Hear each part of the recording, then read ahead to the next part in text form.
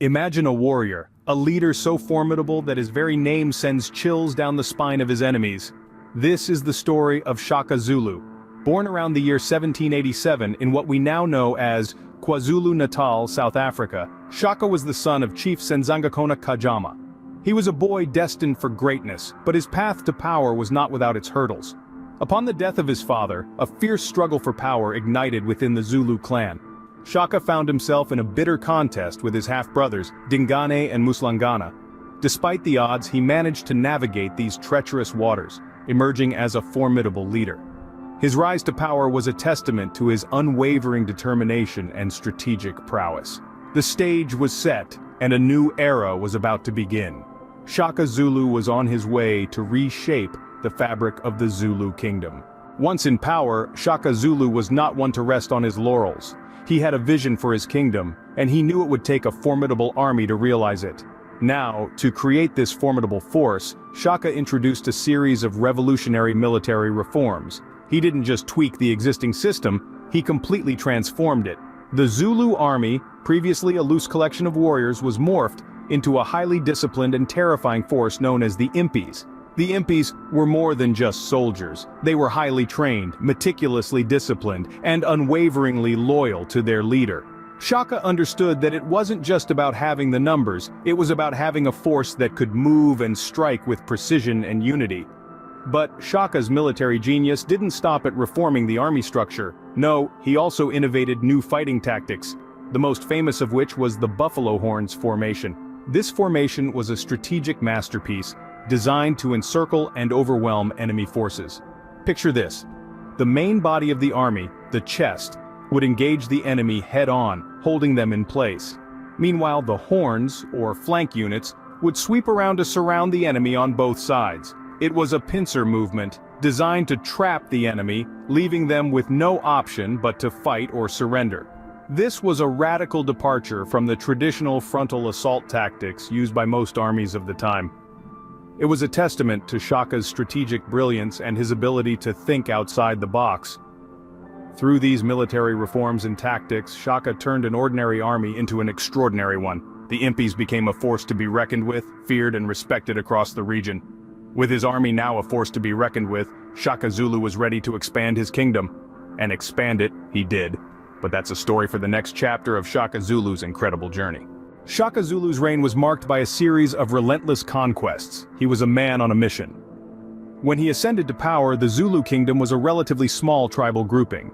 But under Shaka's rule, it grew exponentially, from a minor chieftainship to a formidable empire in southern Africa. His expansion strategy was simple yet effective. It was a combination of diplomatic alliances, strategic marriages, and when necessary, brutal military campaigns. Shaka's military campaigns were not just about territorial expansion, but also about assimilation.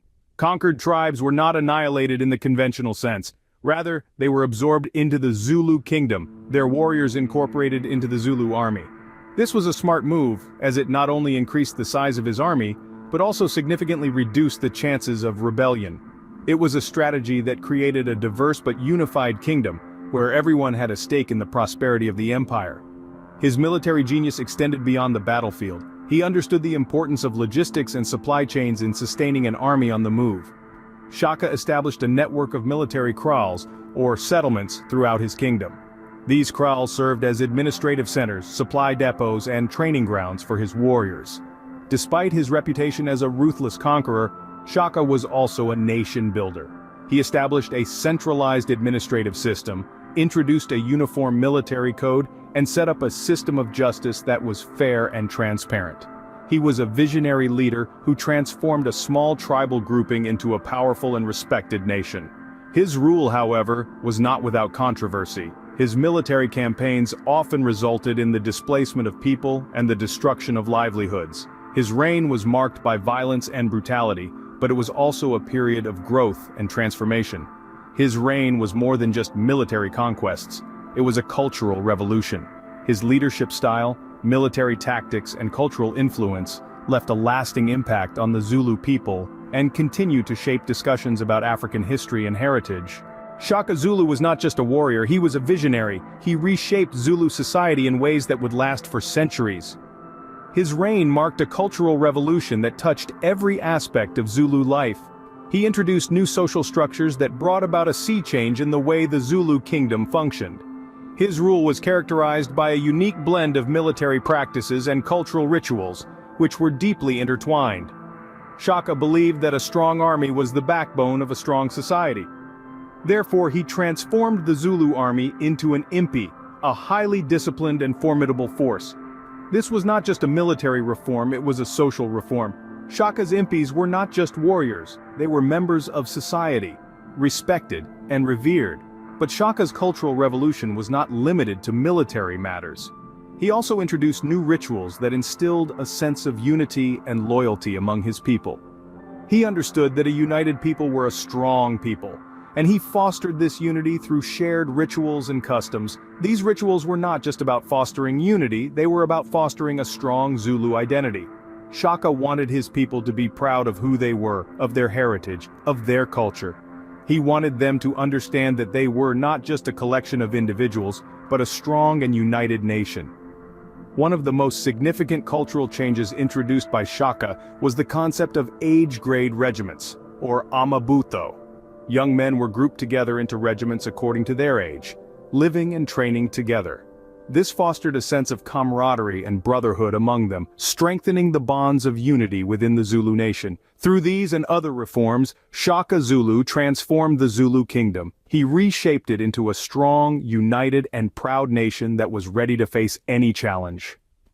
His cultural revolution left an indelible mark on Zulu society, a mark that can still be seen today, centuries later. Yet even the greatest of reigns must come to an end, and Shaka Zulu's was no exception. The sun began to set on Shaka Zulu's reign, marked by violence, brutality, and internal strife. As Shaka's rule progressed, he became increasingly ruthless and paranoid. The once great leader began to lose sight of his vision, sowing seeds of discord among his people. His rule was punctuated by purges of perceived enemies, not just from rival tribes but within his own ranks, leading to an atmosphere of fear and uncertainty. In an ironic twist of fate, the very tactics that brought Shaka to power, namely his military prowess and strategic genius, would also lead to his downfall. As the Zulu kingdom expanded, so too did the list of his enemies. The very people he sought to unite under his banner began to question his rule. His half-brothers, Dingani and Muslangana, who had long lived in Shaka's shadow, saw an opportunity to seize power for themselves. In the year 1828, Shaka Zulu met his untimely end, not in a grand battlefield as one might expect, but at the hands of his own kin. His half-brothers, Dingani and Muslangana, plotted and executed his assassination, marking a tragic end to Shaka's reign. The Zulu kingdom, which he had built with his blood, sweat, and strategic brilliance, plunged into a period of instability and uncertainty. However, as the adage goes, every end is a new beginning, and so it was with Shaka Zulu. His death marked not just the end of his reign but also the beginning of his enduring legacy.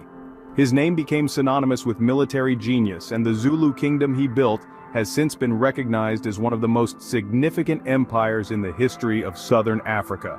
Even today, Shaka Zulu is remembered as a skilled military strategist and a visionary leader.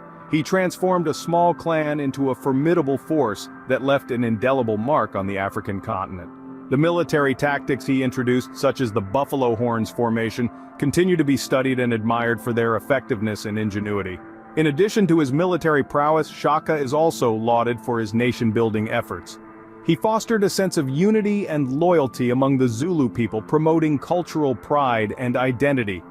His influence extended beyond the battlefield, shaping the social and cultural fabric of the Zulu kingdom.